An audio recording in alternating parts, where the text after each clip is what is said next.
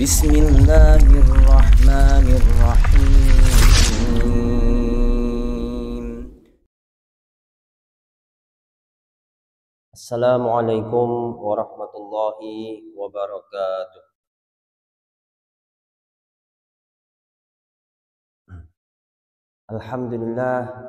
Alhamdulillahi rabbil alamin. Wassalatu wassalamu ala asrafil anbiya'i wal mursalin wa ala alihi wa sahbihi ajma'in. Amma ba'd. Allahumma salli ala Muhammad wa ala ali Muhammad kama sallaita ala Ibrahim wa ala ali Ibrahim innaka Hamidum Majid. Allahumma barik ala Muhammad wa ala ali Muhammad kama barakta ala Ibrahim wa ala ali Ibrahim innaka Hamidum Majid. Bapak Ibu jamaah Masjid Sulaiman Arif Abdillah rahimakumullah, tidak bosan-bosannya senantiasa kita panjatkan puja dan puji syukur kehadirat Allah Subhanahu wa taala yang telah melimpahkan nikmatnya, rahmatnya kepada kita, yang mana pada pagi hari ini Allah Subhanahu wa taala masih memberi kemudahan kepada kita, memberi kelapangan kepada kita untuk melaksanakan ketaatan-ketaatan kepada Allah Subhanahu wa taala, yaitu sholat subuh secara berjamaah. Semoga nikmat ini istiqomah senantiasa ada pada diri kita hingga kita bertemu dengan wajah Allah. Bapak Ibu rahimakumullah, tentunya nikmat-nikmat yang lain juga sangat banyak sekali yang tidak mungkin seorang hamba dapat menghitungnya satu persatu. Bapak Ibu rahimakumullah, di pagi hari yang dingin, sejuk, ya, alhamdulillah cuacanya enak, dingin, sejuk, ngenakne turu nggih, sampai napa niku meh telat. Masyaallah. Alhamdulillah kita masih dipertemukan kembali oleh Allah Subhanahu wa taala dalam rangka thalabul ilmi, dalam rangka belajar bersama berkenaan dengan kitab terjemah Riyadhus Shalihin, ya. Masih berada pada jilid 1, yaitu pada bab sabar.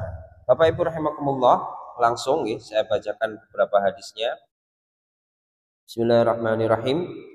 Dari Sulaiman Ibnu Surad radhiyallahu anhuma, dia berkata, saya sedang duduk bersama Nabi Shallallahu alaihi wasallam. Pada waktu itu ada dua orang saling mencela.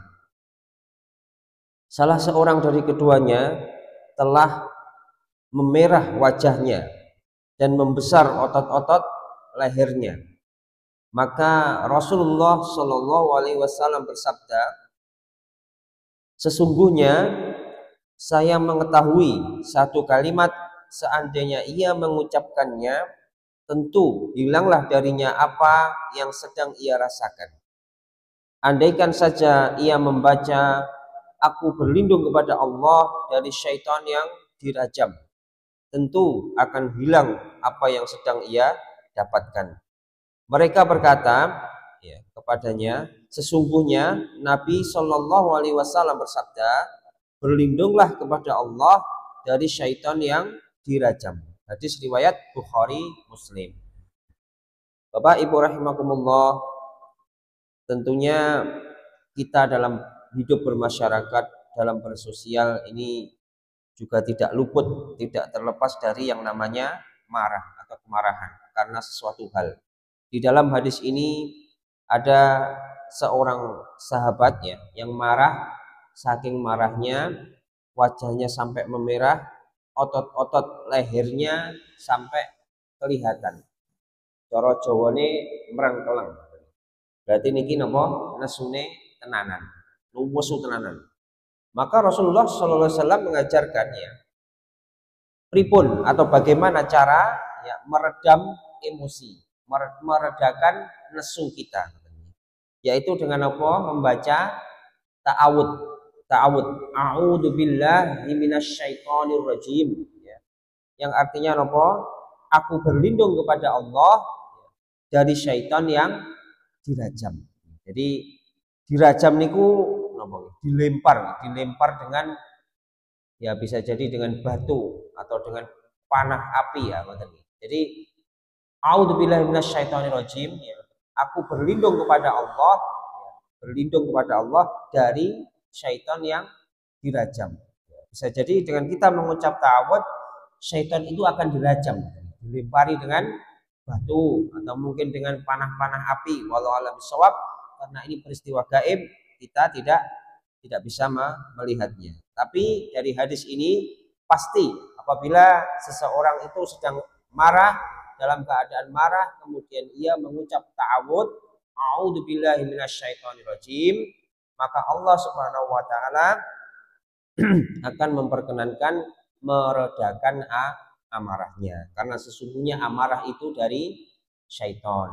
Dan dengan kita mengucap ta'awudz, maka syaitan itu akan dirajam. Aku berlindung kepada Allah dari syaitan yang dirajam. Langsung syaitannya dirajam, dilempari dengan batu atau dilempari dengan panah-panah api, sehingga syaitannya lari, maka kemarahan itu akan mereda, akan turun. Salah satu cara untuk meredakan amarah. Apabila kita marah, segera ucapkan ta'awudz. Berikutnya dari Mu'adz ibnu Anas radhiyallahu anhuma, bahwasanya Nabi Shallallahu alaihi wasallam bersabda, barang siapa meredam amarah padahal dia mampu melampiaskannya, maka Allah memanggilnya di hadapan para makhluk di hari kiamat. Dia menyuruhnya memilih dari para bidadari apa yang dia kehendaki.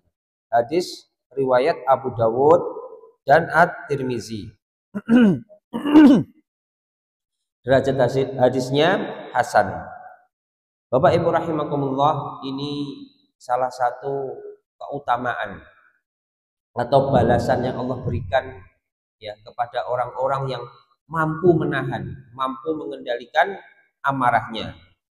Apalagi kalau orangnya itu misalnya memiliki kemampuan untuk marah.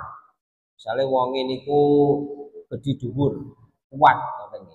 Atau mungkin orangnya itu memiliki pasukan, atau mungkin orangnya itu memiliki harta yang banyak. Sehingga sebetulnya orang itu kalau toh dia melampiaskan amarahnya itu sangat mampu. Itu sangat mampu katanya.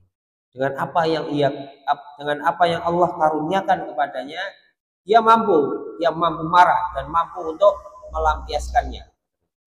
Akan tetapi karena Allah, orang itu menahan amarahnya. Meskipun dia tahu dia mampu, tapi dia meredam atau menahan amarahnya. Maka orang-orang yang seperti ini bisa melawan hawa nafsunya, bisa meredam amarahnya ya, bisa meredakan amarahnya, menahan amarahnya, maka kelak di hari kiamat ya, ini balasan dari Allah Subhanahu wa taala. Maka Allah menyuruhnya memilih dari para bidadari apa yang dia kehendaki. Jadi mungkin walau lebih sawab nih, bidadari ini nggih bertingkat-tingkat. Niki lek matur bidadari ini berarti bapak-bapak. Bidadari ini nggih bertingkat-tingkat, mungkin sing ayu, luweh ayu, wayu banget dan seterusnya. Plus juga dengan perangkat-perangkat yang menyertainya. Nah, ini disuruh milih. Allah Subhanahu wa taala memperkenankan milion. Ini ganjaran ya yang Allah janjikan ya untuk orang-orang yang mampu meredam amarah. Ya. Padahal dia mampu untuk melampiaskannya. Tentunya bagi ibu-ibu juga ada keutamaannya. Meskipun dalam hadis ini yang disebutkan adalah para bidadari, khususnya untuk bapak-bapak. Berikutnya dari Abu Hurairah radhiyallahu anhu bahwasanya seseorang berkata kepada Nabi Shallallahu alaihi wasallam, wasiatilah saya. Jadi seseorang ya meminta kepada Nabi untuk diberi wasiat, diberi pesan. Maka beliau Shallallahu alaihi wasallam bersabda, jangan marah. jangan marah. Beliau mengulang-ulang berkali-kali, ya. Beliau bersabda, jangan marah. Hadis riwayat Bukhari. Jadi Bapak Ibu rahimakumullah, ini menunjukkan bahwasanya orang yang bertanya ini ya, ini bisa jadi adalah orang yang pemarah, orang yang emosinya tinggi, levelnya udah level tinggi. Maka Rasulullah Shallallahu Alaihi Wasallam ketika beliau dimintai wasiat, ya, dimintai sebuah pesan penting tentunya ya, singkat tapi penting dan sangat-sangat bermakna. Maka beliau mengatakan janganlah marah, jangan marah. Dan itu beliau ulang-ulang kepada orang tersebut beberapa kali. Ini menunjukkan bahwasanya fadilah atau keutamaan orang yang sabar atau orang yang mampu menahan amarahnya ini sangatlah besar. Sehingga Rasulullah Shallallahu Alaihi Wasallam memberikan wasiat kepada orang tersebut, ya, cukup dua kata, jangan marah. Tapi beliau ulang-ulang sampai beberapa kali menunjukkan bahwasanya hal tersebut sangatlah penting dan hal tersebut memiliki kedudukan yang tinggi di sisi Allah Subhanahu wa taala dan Rasulnya. Jadi kesabaran ya atau jangan marah ini sangat-sangat diutamakan. Berikutnya dari Abu Hurairah radhiyallahu anhu dia berkata, Rasulullah Shallallahu Alaihi Wasallam bersabda, bala ya, itu selalu ada pada orang mukmin dan mukminah dalam dirinya, anaknya dan hartanya, hingga dia bertemu dengan Allah Ta'ala tanpa membawa dosa. Hadis riwayat At-Tirmizi.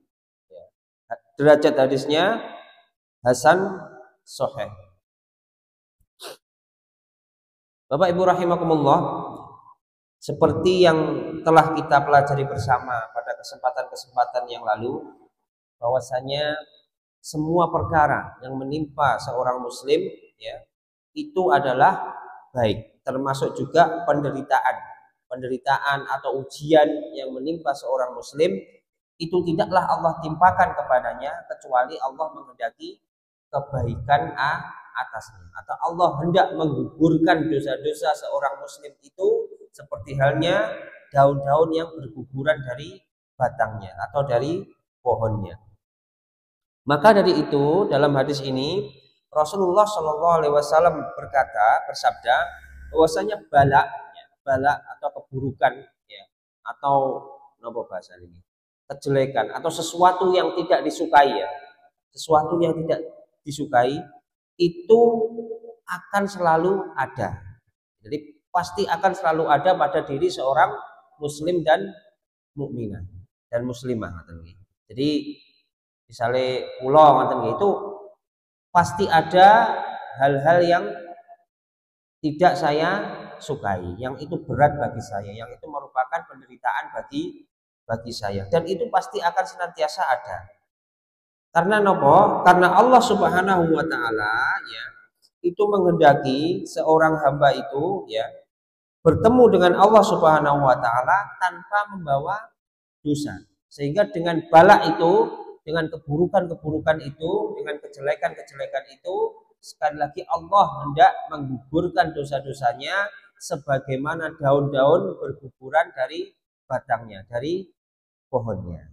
Jadi ini yang harus kita pahami, bahwasanya penderitaan yang ada pada kita, ujian yang ada pada kita, bala atau keburukan yang ada pada kita, sesuatu yang tidak kita sukai yang menimpa kita, itu semua adalah cara Allah Subhanahu wa taala menggugurkan dosa-dosa kita. Dan setiap hamba pasti berdosa. Dan sebaik-baik yang berdosa adalah yang bersegera untuk bertobat. Maka Bapak Ibu rahimakumullah, barang siapa ditimpa dengan bala, dengan keburukan, bersabarlah. Ingatlah bahwasanya Allah Subhanahu wa taala ya hendak menggugurkan dosa-dosa kita, sehingga seorang hamba itu bertemu dengan Allah Subhanahu wa taala tanpa membawa dosa. Artinya ya, niki berat banget. Karena kalau sampai tanpa membawa dosa, ya, berarti kan ujian ini tuh habis-habisan sampai kita meninggal, bahkan di sakaratul maut. Sakaratul maut kita masih ditimpa kesakitan, ditimpa berat, ditimpa kelelahan. Sehingga dengan itu dosa-dosa seorang hamba itu berguguran. Berikutnya dari Ibnu Abbas ya radhiyallahu anhuma, dia berkata, Uyainah Ibnu Hizn ya, tiba di Madinah. Dia singgah di rumah putra saudaranya Al-Hur Ibnu Qais. Dia ya Al-Hur ini adalah di antara sekian orang yang didekatkan oleh Umar radhiyallahu anhuma. Ini Umar bin Khattab gitu. Dan adalah para qurra. Qurra niku napa nggih? Orang-orang ahli ilmu ya yang memberikan fatwa, yang memberikan sebuah yang menyampaikan ilmu yang akan dijadikan oleh negara sebagai landasan. Jadi lek cara zaman saat ini nggih undang-undange ngoten nggih. Nah, ini karena kalau kekhalifahan atau pemerintahan Islam ya, ini yang digunakan adalah para ahli ilmu yang mereka mengetahui atau menguasai Al-Qur'an dan sunnah yang akan digunakan sebagai dasar hukum ya, untuk menjalankan suatu pemerintahan. Ini namanya qurra.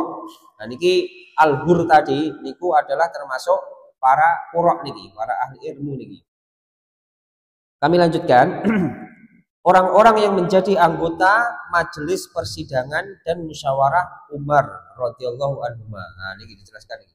Sak cara saniki nomor nih, anggota dewan ngoten nggih. Dadi sik qurra niki orang-orang yang menjadi anggota majelis persidangan dan musyawarah.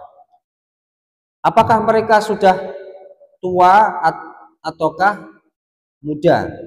Uyainah ya, berkata kepada kemenakannya, hei putra saudaraku, ya, maksudnya Al-Hur tadi, yang anggota dewan tadi, ya, kamu mempunyai kedudukan di samping Al-Amir, Al-Khalifah. Al-Amir niku Umar bin Khattab. Maka mintakanlah untukku izin menemuinya.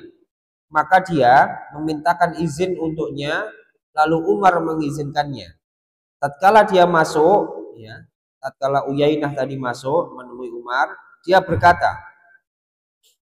hei anak Al-Khattab, ya, maksudnya Umar bin Khattab, demi Allah, kamu tidak memberi kami sesuatu yang banyak dan kamu tidak menghukum di tengah-tengah kami dengan adil. Niki melebu-melebu ya Uyainah tadi, tiba-tiba dia nyeneni Umar bin Khattab. Dia memarahi atau dia menegur Umar bin Khattab dengan teguran yang tidak mengenakan gitu. Maka Umar marah hingga mau menghajarnya. Jadi ini Umar bin Khattab ini terkenal dengan sahabat yang temperamen. Jadi titik-titik nesu nggih mboten namung nesu, langsung pengen napa niku pengen ngajar, ndak mek omongan tok.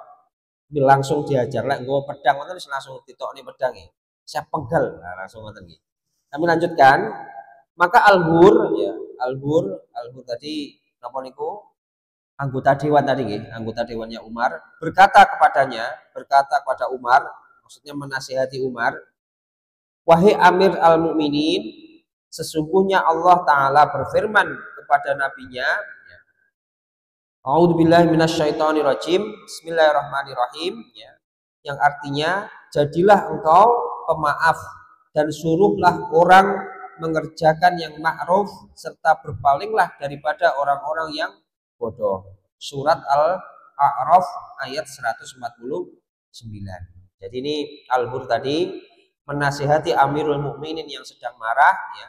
Karena beliau adalah Al-Hur ya, seorang apa niku? Qurra, seorang anggota majelis Qurra Umar bin Khattab. Beliau menasihati sang Amirul Mukminin dengan Al-Qur'an, dengan ayat Allah Subhanahu wa taala. Kami lanjutkan, sesungguhnya dia ini termasuk orang-orang yang bodoh. Artinya Uyainah ini termasuk orang-orang yang bodoh. Demi Allah, Umar tidak melangkahi ayat ini ketika ia membacanya. Dan adalah Umar orang yang selalu memperhatikan rambu-rambu kitab Allah Subhanahu wa taala. Hadis riwayat Bukhari. Jadi, Bapak Ibu rahimakumullah, Uyainah ini karena perilakunya yang tidak sopan, perilakunya yang ya bahasanya kurang beradab di hadapan seorang pejabat, apalagi seorang amir, seorang pemimpin ya. Kalau di negara kita itu presiden di hadapan presiden, di hadapannya Pak Prabowo ya, tiba-tiba menegur seorang amir itu, seorang pemimpin itu dengan teguran yang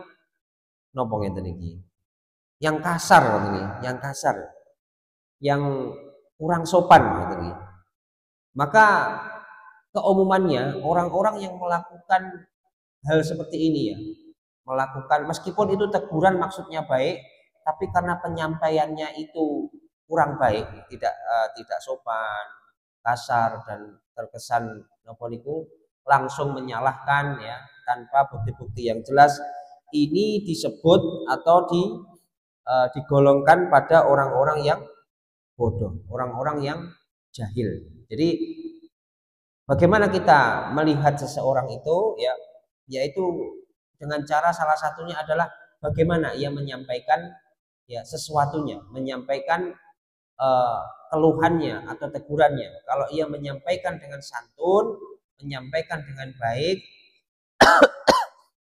ini adalah ciri-ciri orang yang berilmu.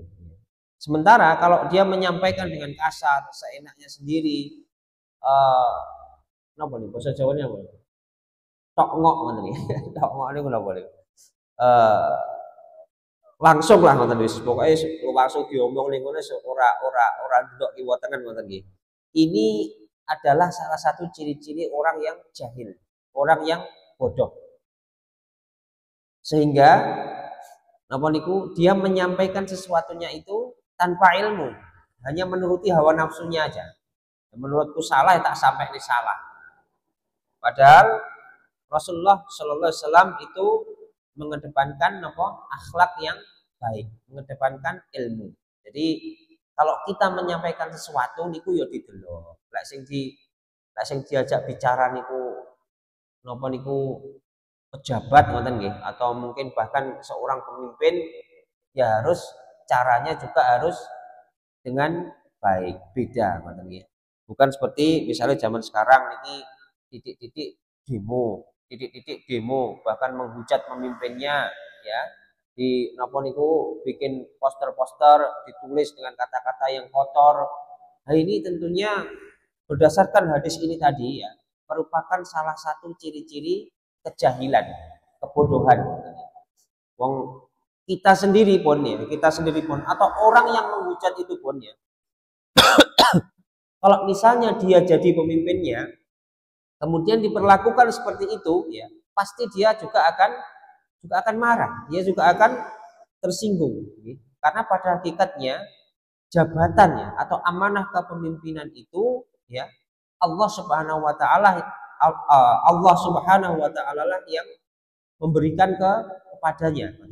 Jadi prosesi-prosesi yang ada di dunia itu hanya wasilah mawon, hanya perantara mawon. Sehingga seseorang kalau memiliki jabatan, menjadi pejabat, niku juga tentunya kalau diperlakukan seperti itu juga akan marah. Jadi juga harus apabila kita menyampaikan keluh kisah kita, menyampaikan unek-unek atau menyampaikan pendapat kita, ya, apalagi di hadapan para pemimpin, itu juga harus disampaikan dengan baik, disampaikan dengan santun, jangan sampai dilakukan dengan cara-cara yang bodoh. Tapi ya ini tadi alhamdulillah ada Al-Hur di sana.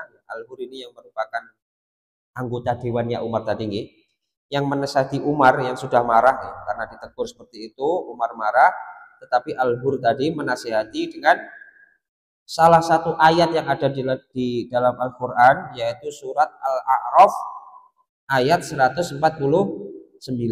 Allah Subhanahu wa taala memerintahkan agar menjadi pemaaf, ya, dan suruhlah orang-orang mengerjakan yang ma'ruf atau yang baik. Jadi perintah Allah di dalam Al-Qur'an agar menjadi pemaaf. Ini ada terusannya. Kenapa kok diperintahkan untuk menjadi pemaaf, ya, dan memerintahkan orang untuk mengerjakan yang ma'ruf? Karena nopo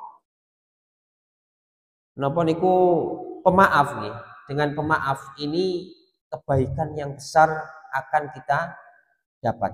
Kalau misalnya niku marah kayak nesune dilos nih. Nah, misalnya seperti yang kita lihat di media nih.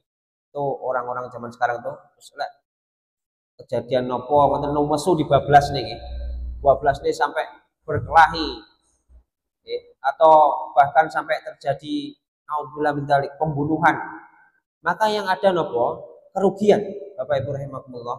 Karena sesuatu yang kecil, sesuatu yang sedikit, sesuatu yang murah ngoten nggih, itu bisa merugikan dengan kerugian yang sangat besar. Kalau toh apa niku seseorang itu menang, ya, maka kalau naudzubillah min dzalik sampai terjadi pembunuhan karena amarah yang tidak terkendali, itu pun juga akan ditangkap petugas, ditangkap polisi, di penjara. Lah kalau di penjara kan yo tidak penak nih. Nang jowo sego pecel seenak. Kalau di penjara wah tidak enak. Nah, ini karena sesuatu yang murah, karena sesuatu yang sedikit, ya, dan amarah yang tidak terkendali, ini bisa menyebabkan kerugian yang besar. Sementara pemaaf itu justru insya Allah akan mendatangkan keuntungan yang besar. Dengan kita memaafkan, kita akan mudah bergaul, kita akan mudah bermasyarakat, kita akan terhindar dari hal-hal yang buruk, ya, dari hal-hal yang berlebih-lebihan. Kemudian, ya, Allah Subhanahu wa taala juga memerintahkan berpalinglah daripada orang-orang yang bodoh. Jadi kalau kita mendengar perkataan orang-orang yang jahil, yang bodoh, seperti yang diucapkan oleh Uyainah tadi, nggih basa Jawane nggih mboten sah direken, mboten sah direken, mboten sah di napa niku dilebokne ati, mboten sah dirungokne teman-teman wis sambil lalu ngono ae. Ya, karena memang dia orang yang bodoh. Ya karena wis bodoh kok dirungokne kan malah salah sing ngrungokne nggih. Jadi lek wong bodoh niku ya seharusnya memang enggak usah didengarkan, dibiarkan mawon. Pancen dia belum tahu. Kami lanjutkan dari Ibnu Mas'ud radhiyallahu anhu bahwasanya Rasulullah Shallallahu alaihi wasallam bersabda, sesungguhnya akan ada sesudahku sikap ingin menang sendiri dan hal-hal lain yang kalian ingkari. Mereka bertanya, "Ya Rasulullah, lalu apa yang Anda perintahkan kepada kami?" Beliau bersabda, kamu tunaikan hak yang menjadi kewajiban kamu dan mintalah kepada Allah apa yang menjadi hakmu. Hadis riwayat Bukhari Muslim. Bapak Ibu rahimakumullah, ini pesan Rasulullah Shallallahu alaihi wasallam bahwasanya kelak, ya, kelak itu maksudnya gitu, termasuk di zaman kita sekarang ini, ya. Ini akan ada hal-hal atau orang-orang yang ingin menang sendiri tanpa memperhatikan hak-hak orang lain, ya. Dan juga mengingkari napa niku mengingkari perintah, ya, mengingkari napa niku perintah-perintah dari Rasulullah Shallallahu alaihi wasallam. Dan ini sudah banyak kita jumpai di zaman kita ini. Orang-orang yang ingin menang sendiri. Ya, misalnya seorang pemimpin, ya, ini contoh gampang ini. Yang seharusnya memimpin, yang seharusnya dia itu yang ngatur, dia itu yang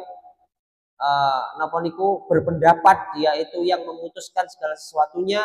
Nah, ini banyak sekali orang-orang yang ingin menunggangi atau orang-orang yang justru pengen ngatur pemimpinnya. Wong pemimpinnya kok malah diatur. Nah, ini zaman sekarang terjadi. Seharusnya mengatur atau memerintah itu haknya seorang pemimpin.